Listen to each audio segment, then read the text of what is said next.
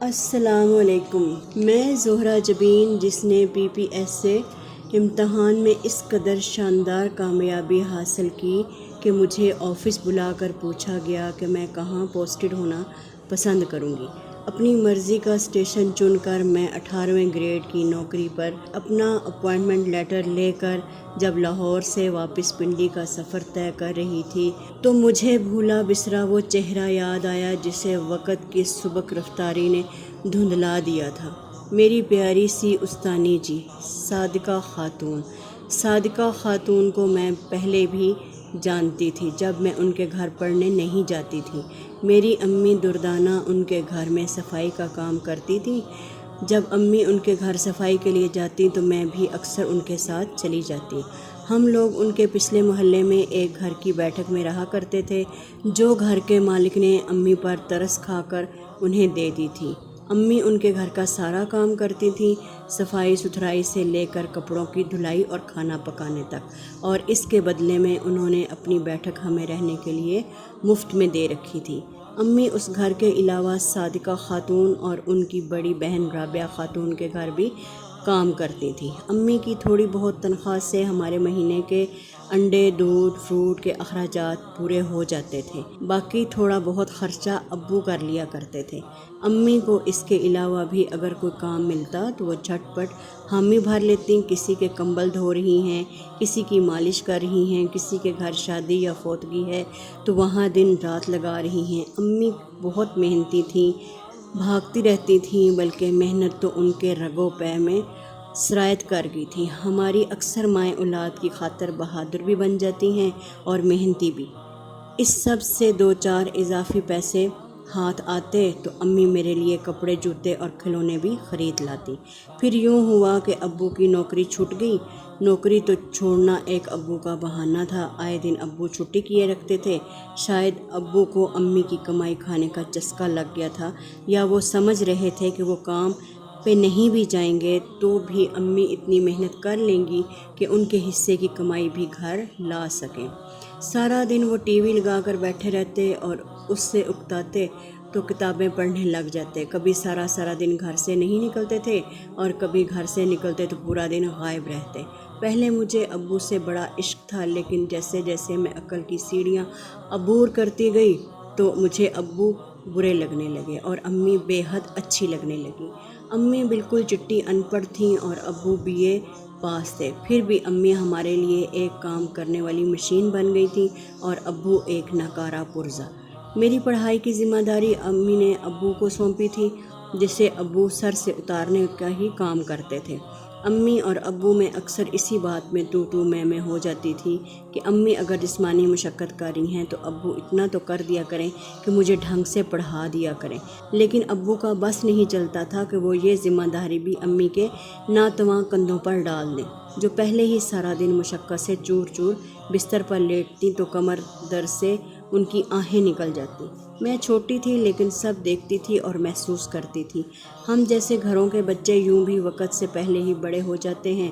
حیرت تو اس بات کی ہو رہی تھی کہ استانی جی یعنی صادقہ خاتون کی۔ صادقہ خاتون پہلے میرے لیے آنٹی ہی تھیں، لیکن جب ایک دن امی نے مجھے کہا کہ اب سے شام میں صادقہ آنٹی سے پڑھنے جایا کروں تو وہ میرے لیے خود بخود استانی جی بن گئی۔ ہوا کچھ یوں کہ ابو جی، جو مجھے برائے نام ہی پڑھاتے تھے، نے مجھے پڑھانے سے انکار کر دیا۔ یہ بہت کوڑ مغز ہے، اتنا وقت لگاتی ہے یاد کرنے میں اور ساری شام گزر جاتی ہے تو بھی اسے سبق یاد نہیں ہوتا، میں اسے نہیں پڑھا سکتا۔ ابو کے ہاتھ جھاڑ دینے پہ امی اور ابو کے درمیان ایک معمولی سی لڑائی ہوئی اور پھر امی نے اگلے دن ہی صادقہ آنٹی سے بات کر لی کہ وہ شام مجھے پڑھا دیا کریں۔ باجی، آپ میری تنخواہ سے پیسے کاٹ لیا کریں، بس میری بچی کو پڑھا دیں، اس کو میری طرح جاہل نہیں رہنا۔ امی ساری محنت ہی میرے لیے کر رہی تھیں، اگر میں ہی ایسے گنوار رہ جاتی تو پھر کیا فائدہ تھا امی کی اتنی ساری محنت کا۔ اس کی ضرورت نہیں ہے دردانہ، اور پھر بھلا تمہاری تنخواہ ہی کتنی ہے کہ میں شام میں فارغ ہی ہوتی ہوں، تم زہرا کو بھیج دیا کرو۔ استانی جی کی کوئی اولاد نہیں تھی، صبح وہ ایک مقامی اسکول میں نوکری کرتی تھیں، شام فراغت میں گزار دیتی تھیں۔ اب سے تم استانی جی سے پڑھا کرو، جب چھٹی ہوا کرے تو گھر آ جایا کرنا، یہ ساتھ والی گلی میں تو ہیں۔ اور سنو، استانی جی کو تنگ نہیں کرنا، ہو سکے تو ان کے چھوٹے موٹے کام بھی کر دیا کرنا۔ امی میرا بستہ تھا، میں مجھے استانی جی کے گھر چھوڑنے جا رہی تھی۔ یہ پہلی کلاس کی زہرہ تھی جو سر ہلاتے امی کا ہاتھ تھا میں استانی جی کے گھر ان سے پڑھنے گئی تھی، اور پھر یہ سلسلہ کالج تک چلتا رہا۔ استانی جی پہلے دن ہی مجھے اچھے سے سبق سمجھایا، لکھوا کر یاد کروایا، بار بار دہرائی کروائی۔ زندگی میں پہلی بار مجھے خبر ہوئی کہ سبق کیسے سمجھا اور اچھی طرح سے ذہن نشین کیا جاتا ہے۔ اس سے پہلے ابو مجھے سرسری سا پڑھا دیتے تھے، میں یا تو مر کر پاس ہوتی یا سرے سے پاس ہی نہیں ہوتی تھی۔ استانی جی کے پڑھائے سبق سے میں نے ہر ٹیسٹ میں پورے نمبر لے کے آئی۔ سارے مضامین پر مجھے عبور حاصل ہونے لگا، ہر چیز مجھے انگلیوں کے پوروں پر ازبر ہونے لگی، سبھی علوم مجھے فر آنے لگے۔ الفاظ کا ذخیرہ تھا جو میرے حافظے میں محفوظ ہوتا چلا گیا کہ وہ سبق سے ہٹ کر بھی مجھے الفاظ اور ان کے معنی یاد کرواتی تھیں۔ عملی مشاہدے کے لیے جتنا ممکن ہو سکتا جدوجہد کرتی کہ میں ہر شے کو اپنی آنکھوں سے دیکھ کر سمجھوں۔ حساب کے سوالات کئی طریقوں سے حل کرواتی، کتاب سے ہٹ کر بھی مجھے حساب کے کئی سوالات کی ایکسرسائز کرواتی۔ میں دوپہر میں ان کے گھر جاتی اور عشاء کی نماز کے بعد واپس آتی۔ میرے پاس کاپی، پنسل، ربر ختم ہو جاتے تو استانی جی جھٹ سے نکال کر مجھے پکڑا دیتی۔ میرے اچھے نتیجے پر کوئی چھوٹا موٹا گفٹ بھی مجھے دیا کرتی تھی تاکہ میری حوصلہ افزائی ہو اور میں مزید کوشش کروں۔ مجھے کتابوں اور علم سے محبت کرنا استانی جی نے ہی سکھایا تھا۔ ادب، آداب، اخلاقیات، معاشرتی آداب سب میں نے امی کی بجائے استانی جی سے سیکھا تھا۔ میری شخصیت دیکھ کر کوئی نہیں کہہ سکتا تھا کہ میں ایک ان پڑھ عورت کی بیٹی ہوں جو دوسروں کے گھروں میں کام کرتی ہے۔ میری ایک اسکول کی ٹیچر کہا کرتی تھی کہ کچھ لوگ پیدائشی استاد ہوتے ہیں۔ استانی جی ایسی ہی ایک استاد تھی جنہوں نے مجھے علم سکھانے سے لے کر میری تربیت اور پرورش بھی کی تھی۔ ایسے استاد کی قدر کرنا چاہیے، لیکن یہی مجھ سے چھوٹ ہوگی۔ ان کے میاں کا انتقال ہو گیا تو وہ اپنے بھائی کے گھر رہنے چلی گئی۔ میں کالج سے یونیورسٹی میں آ گئی اور زندگی سے بے حد مصروف ہو گئی۔ میرے پاس وقت نہیں ہوتا تھا کہ میں استانی جی سے ملنے جا سکوں۔ کچھ سستی آڑے آ جاتی کہ میں نے ان کی خبر گیری لینا ہی چھوڑ دی تھی۔ یوں میرا استانی جی سے رابطہ منقطع ہو گیا۔ امی کی زبانی کبھی کبھار خبر مل جاتی کہ وہ بیمار ہیں۔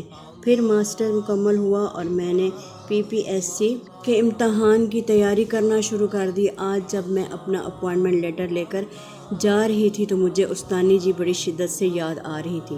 پنڈی پہنچ کر میں نے پہلا کام ہی ان سے ملنے کا کرنا ہے۔ اگلے دن ہی میں امی کو لے کر استانی جی کے بھائی کے گھر پہنچ گئی تھی۔ اسٹور نما ایک کمرہ استانی جی کی ملکیت میں تھا۔ چارپائی پر پڑا وہ بے حد نحیف وجود استانی جی کا تھا۔ مجھے یقین نہیں آیا، ان کے ہاتھ آنکھوں سے لگا کر رونے لگی۔ یہ وہ وجود تھا جس نے مجھے زندگی سکھائی تھی، علم سکھایا تھا، میری شخصیت سازی کی تھی، اور آج کیسے یہ وجود بے بس سا چارپائی پر پڑا اپنی تنہائی کے ساتھ آخری وقت پورا کر رہا تھا۔ استانی جی کو خون کا کینسر تھا۔ علاج کے لیے نہ ان کے پاس پیسے تھے اور نہ ان کے بھائی کے پاس، سو آخری دن یوں ہی گزار رہی تھیں۔ میں نے اپنے PPSC میں 18ویں اسکیل کی نوکری کا بتایا تو استانی جی رو دی۔ آج بھی لگتا ہے کہ زہرا نہیں صادقہ کامیاب ہوئی ہے۔ یہ شاگردوں کی کامیابی اتنی پیاری کیوں ہو جاتی ہے؟ میری کامیابی کا سن کر وہ اب بھی اسی طرح خوش ہوتی تھیں جیسے ہمیشہ ہوتی آئی ہیں، اور میرے پاس اس مخلص خاتون کے لیے الفاظ نہیں تھے۔ میرے ساتھ چلیں استانی جی، میں آپ کا علاج کرواؤں گی۔ اب میں اس قابل ہو چکی ہوں کہ آپ کے لیے کچھ کر سکوں۔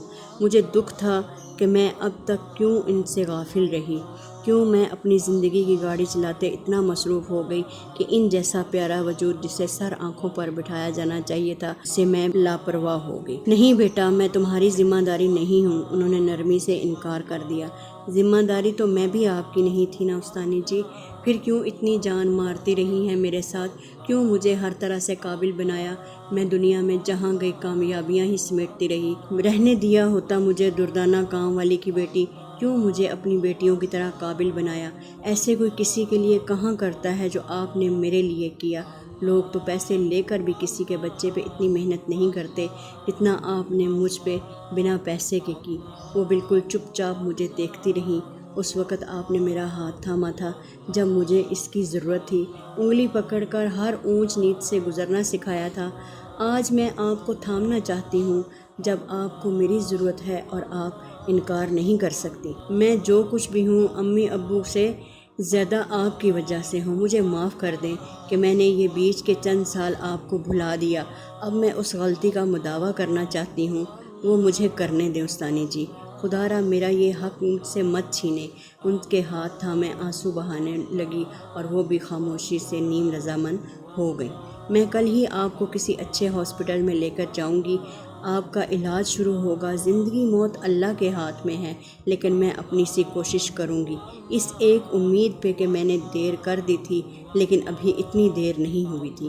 میں نے استانی جی کا سامان باندھنا شروع کر دیا۔ وہ علاج کی غرض سے میرے ساتھ جا رہی تھی۔ زندگی میں کچھ رشتوں کے ہم پر بہت قرض ہوتے ہیں، ان کو یاد رکھنا چاہیے اور جتنی توفیق ہو اتارنے کی کوشش بھی کرنی چاہیے۔ یہ بات مجھے استانی جی نے نہیں سکھائی، لیکن میں نے ان کے وجود سے نکلتی مثبت شعاؤں سے خود بخود سیکھ لی۔ آپ بھی سیکھیں۔